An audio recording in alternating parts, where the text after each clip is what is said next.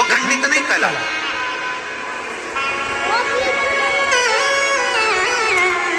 कोई कहता है हमारे घर में, हमारे मंदिर में शिवलिंग है, वो टूट गया है गुरुजी, हम उसे बदल दें, काय को बदल दें?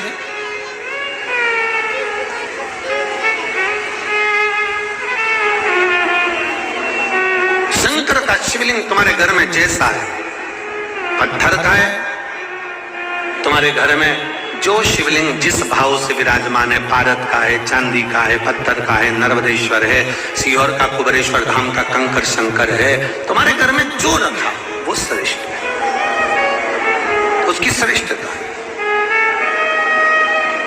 शंकर भगवान कह रहे हैं पार्वती से कि पार्वती, ये चंद्र, तुम पूर्व जन्म में सती थी और तुम्हारी बहन 27 बहनों का विवाह इस चंद्र के साथ हुआ था। चंद्र की 26 पत्नियों पर चंद्र का ध्यान नहीं गया, 27 पत्नी रोहिणी से उनका प्रेम रहा। पर सुनो हे पार्वती, एक बात आज हम आपको बता रहे हैं, ध्यान से सुनना पार्वती, ये चंद्र को काया का रोग अपनी 26 पत्नियों पर ध्यान नहीं दिया उसके लिए नहीं, 26 पत्नी का अपमान करा, ये उसका फल है।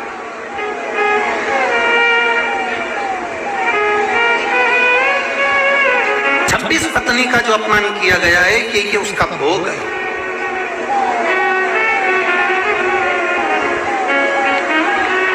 कितना सुंदर कहा, एक चरित्र आता है कि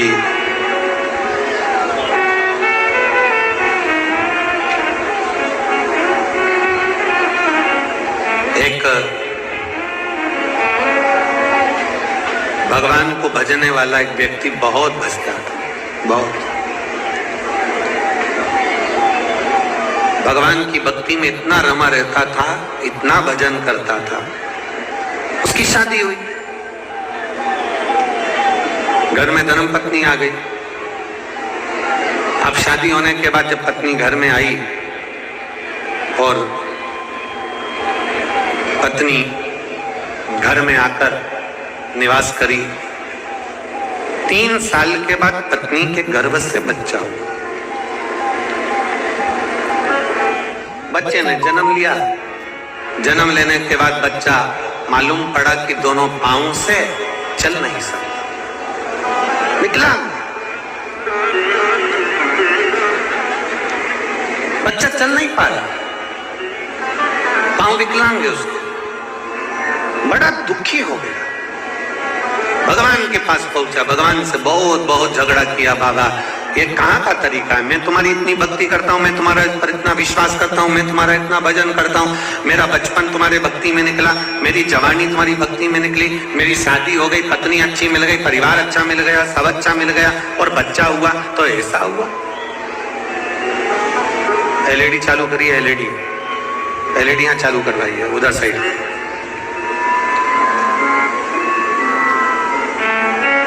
अगर बच्चा हुआ तो मेरा बेटा हुआ और उसके पांव नहीं है, विकलांग है, विकलांग।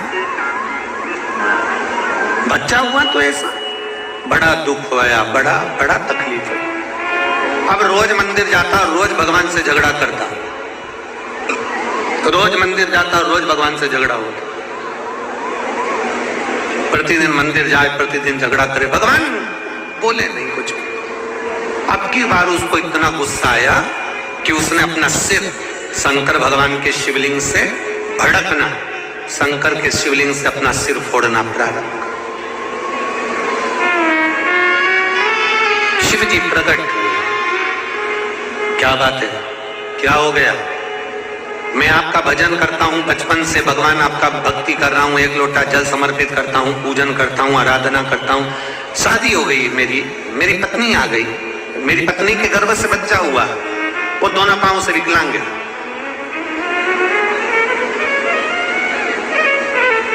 मैं इतना भजन करने वाला और मेरा बच्चा ऐसा हो गया, मैंने कौन सी गलती करी? शंकर भगवान कहते हैं ये गलती तेरी आज की नहीं है, पूर्व जन्म में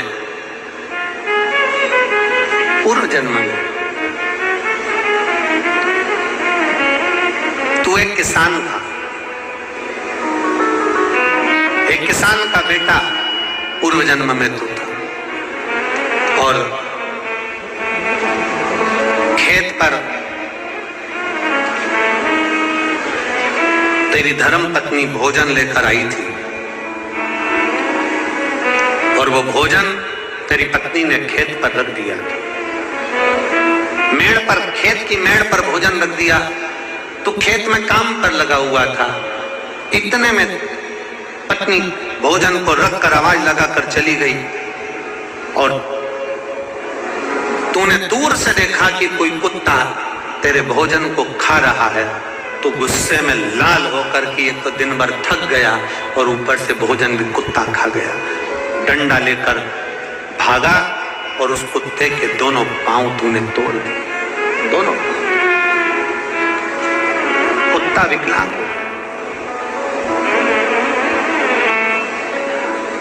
तू कहता है कि मैंने कौन सा कर्म करा? ये पूर्व का कर्म का भोग है। वही कुत्ता तेरे घर में जन्म लेता है और विकलांग होकर जन्म लेता है। उसकी सेवा तुझे करना पड़ती है।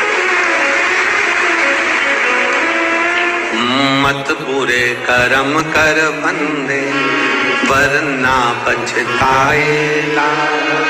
भगवान की आंखों से तू बच नहीं पाएगा। तू बच नहीं पाएगा। अरे ओ अज्ञानी मत कर नादानी।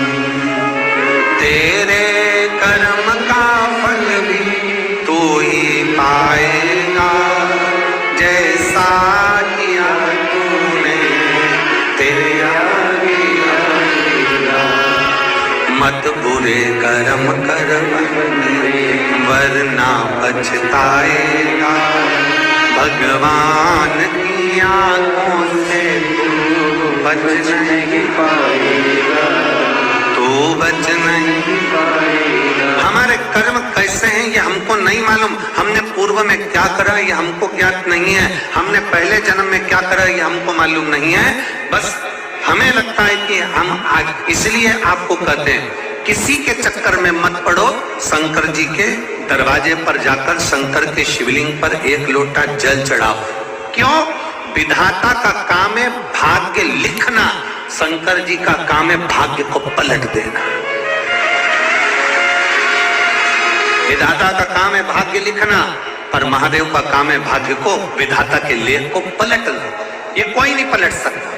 ब्रह्मा जी लेख को नहीं पलट सकते। भगवान विष्णु लेख को नहीं पलट सकते।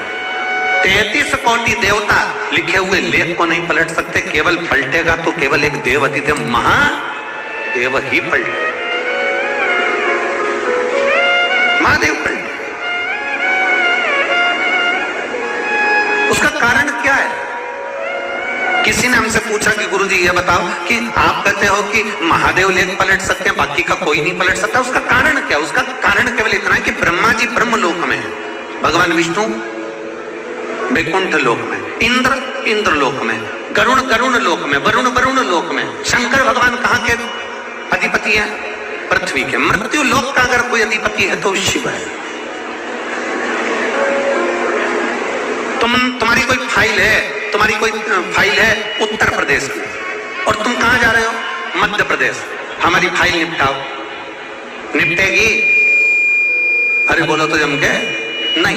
क्या कहेंगे? भैया तुम उत्तर प्रदेश जाओ ना, तुम्हारे फाइल तो उत्तर प्रदेश की है, तुम्हारा केस उत्तर प्रदेश का है, सब कुछ उत्तर प्रदेश का है, तो तुम मध्य प्रदेश क्यों आए? तुम राजस्थान क्यों आए? तुम्हारा केस तो वहां का है, वहां निपटा तुम।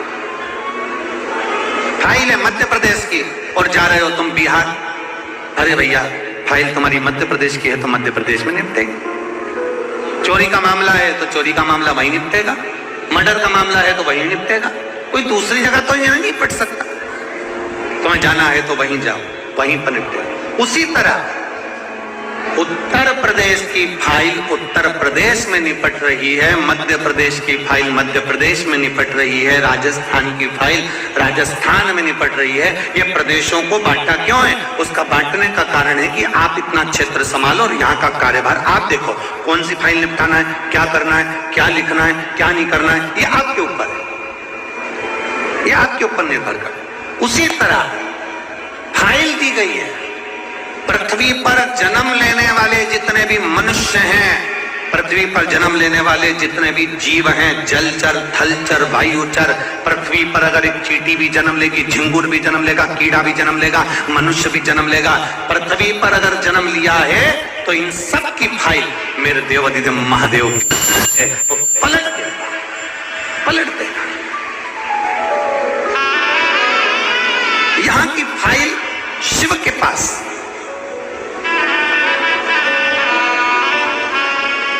यहां से सील ठप्पा लग कर जाएगा कि इसको बैकुंठ भेजना है कि नरक भेजना है। और तुम जितने बैठे हो एक भी बैकुंठ नहीं जाएगा। ना ये सियोरवाला महाराज जाएगा, ना तुम जितने कथा सुन रहे कोई बैकुंठ नहीं जाएगा।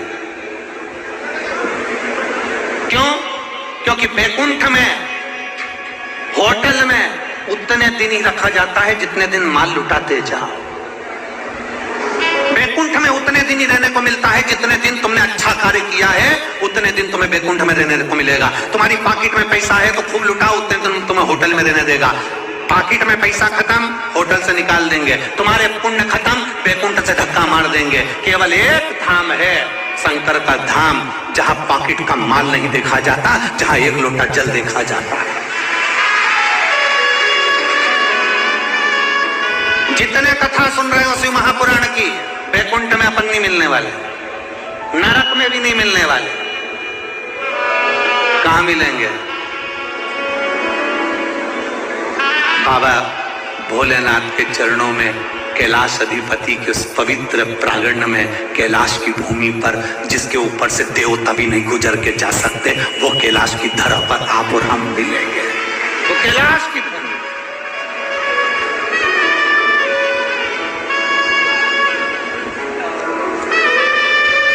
जिसपे से कोई उल्लंघन कर भी नहीं जा सकता।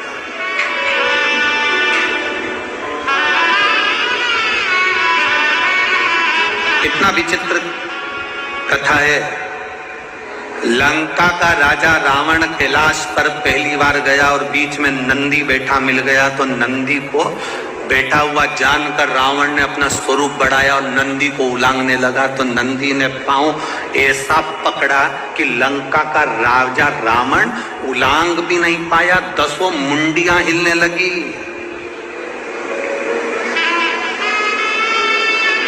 घबराने लगा, थर थर कांपने लगा लंका का राजा रावण। तो रावण ने किसको याद करा, किसको बुलाया? लंकाधिपति रावण ने, शंकर भगवान को नहीं। जब रावण का पांव नंदी ने जकड़ दिया, पांव हिल नहीं पाया, लांग कर जा रहा था। यहां तो सीधी सीधी बातें, शंकर जी के जलाधारी में से जो जल निकलता उसको नहीं लांगते। शिव महापुराण की साक्षी में ये सामने, ये शंकर जी की ये व्यासपीठ है। ये व्यासपीठ से ये सामने जितना बड़ा मंच बना हुआ है, मंच के सामने की जितनी जगह होती है, हमारे चाहे पीएसओ हो, पुलिस के जवान हो, चाहे कार्यकर्ता हो, आपको इधर से इधर नहीं जाने देते। जगह खाली है, आप जा सकते हो, पर इधर से हम इधर नहीं जाने देते। भागवत हो आप खूब निकलो, रामायण हो आप खूब निकलो, गीता जी हो आप खूब निकलो, पर शिव महापुराण की कथा हो उसके सामने का ये भाग खाली रखा जाता है, क्योंकि यहाँ नंदी बाबा की ये 5 दिन की कथा, 7 दिन की कथा बैठकर श्रवण करता है। हम जाने नहीं देते, उलांघने नहीं देते, क्योंकि हमारा कुछ नहीं बिगड़ना उस व्यक्ति का जो लांग कर जा रहा है। तेज कोई फोटो खींचने आ गया, कोई कुछ करने जाएगा, कोई वीडियो बनाने के लिए आ गया और वो लांग कर चले गया। बाद में उसको समझ में नहीं आता कि हमें तकलीफ क्या हो रही है। बाद में मालूम पड़ता है कि हमने गलती क्या करी, वो कोई नहीं बताएगा कि वो गलती कौन सी थी। आपको गुस्सा आएगा कि हमारे को जाने क्यों नहीं दे रहे, हमको इधर क्यों नहीं आगे बढ़ने दे रहा है। गार्ड रोक देंगे, पीएसओ रोक देंगे, पुलिस रोक देगी कि भाई यहाँ से सामने से मत निकलो, आप पीछे से निकल जाओ, पूरा मंच पड़ा है, घूम के निकल जाओ, पर सामने मत आओ। क्योंकि शंकर को जब 5 दिवसीय शिव महापुराण की कथा होती है, आप यहाँ पर आए हो, आपने दर्शन करे होंगे। कई माताएं मिट्टी को अपने मस्तक से लगाती हैं, कई प्रणाम करती है, कई लोट लगाती आती है। कथा के पंडाल की इतनी महत्वता होती है कि दिल से अगर मांगा जाए तो 3 महीने में बाबा बड़े से बड़ा रोग भी समाप्त कर देता है। और और हीरे की चूड़ी पहनने वाले, करोड़पति सोने की चूड़ी पहनने वाले भी इस पंडाल में आगरा से आके पड़े हुए हैं, राजस्थान से आके पड़े हुए हैं, फिरोजाबाद के लोग पड़े हैं, मैनपुरी के लोग पड़े हुए हैं पंडाल के अंदर, जिनके आगे पीछे 4-4, 5-5 नौकर घूमते हैं, वो भी इस पंडाल में बैठकर केवल कथा श्रवण करने के लिए बैठे हैं। कई ऑफिसरों की पत्नी पंडाल के अंदर पड़ी हुई है, पंडाल के अंदर सो रही है, पंडाल के अंदर रह रही है, कोई आस लेकर, विश्वास लेकर। इस शिव महापुराण को समझना बहुत कठिन है, बहुत कठिन। जिंदगी निकल गई लोगों की, शिव पुराण को समझ नहीं पाए, जीवन निकल जाता है। लोगों को लगता है जैसी भागवत है वैसी रामायण है, जैसी गीता है वैसी वो है, वैसी शिव पुराण है, महाराज को बुलाएंगे, करवाएंगे और चले जाएंगे। ना ना, इस पुराण को समझना बहुत कठिन है। समझने के लिए पूरी जिंदगी लग जाती है मनुष्य की, पूरा जीवन, पूरा जीवन। शिव तत्व को जानना, शंकर को पहचानना। नंदी का पांव जकड़ गया कि रावण का पांव जकड़ गया, रावण पांव नहीं हिला सकता। रावण ने चीखा, चिल्लाया, खूब आवाज लगाई, कोई ना आया। आखिरी में रावण ने देखा मैं किसको बुलाऊं, शंकर जी को तो मिलने जा रहा था, स्मरण नहीं था, किसको बुलाऊं रावण ने विचार करा। तब लंकाधिपति रावण ने मंदोदरी को आवाज लगाई।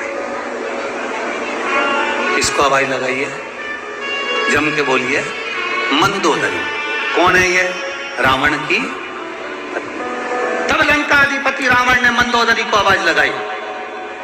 क्यों? क्योंकि लंका के अंदर मंदोदरी केवल एक ऐसी थी जो भगवान शंकर के शिवलिंग का रोज निर्माण करती थी, रोज पूजन करती थी, रोज अर्चना करती थी। रावण को मालूम है अगर मुझे कोई बचा सकती है तो वो मंदोदरी ही बचा सकती है। तब मुझसे जो अपमान हुआ है नंदी का, मंदोदरी को आवाज लगाया। मंदोदरी उस समय मिट्टी का हाथ, बालू का शिवलिंग बनाती हुई हाथ पूरा मिट्टी में सन रहा था, मिट्टी में हाथ भिड़ रहे थे और मंदोदरी रावण की पुकार सुनकर पहुंच गई।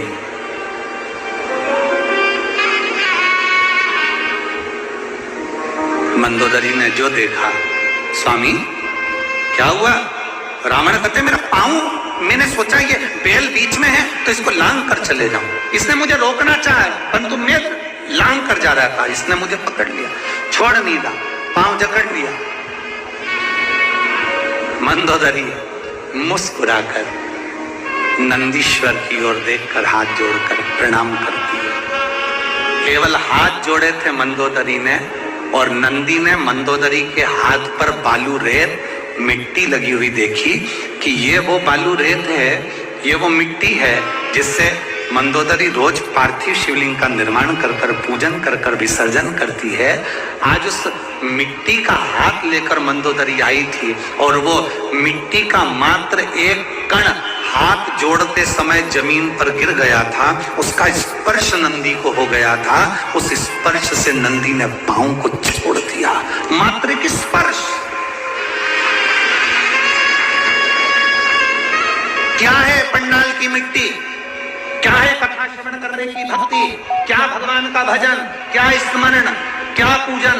क्यों रात रात लोग सोते हैं? क्यों कथा का चौथा दिन शिवरात्रि होता है, 7वें दिन की कथा में छठा दिन शिवरात्रि होता है? क्यों? किस लिए? रात रात भर लोग रात भर सफर करते हैं और रात भर सफर कर कर आखिरी के दिन की कथा सुनने के लिए पंडाल के सामने पहुंच जाते हैं, क्योंकि उनको मालूम है जैसे घर के मेहमान जाते हैं तो घर के बच्चों को कुछ देकर जाते हैं, उसी तरह आखिरी दिन मेरा बाबा जाता है तो कुछ ना कुछ देकर जाता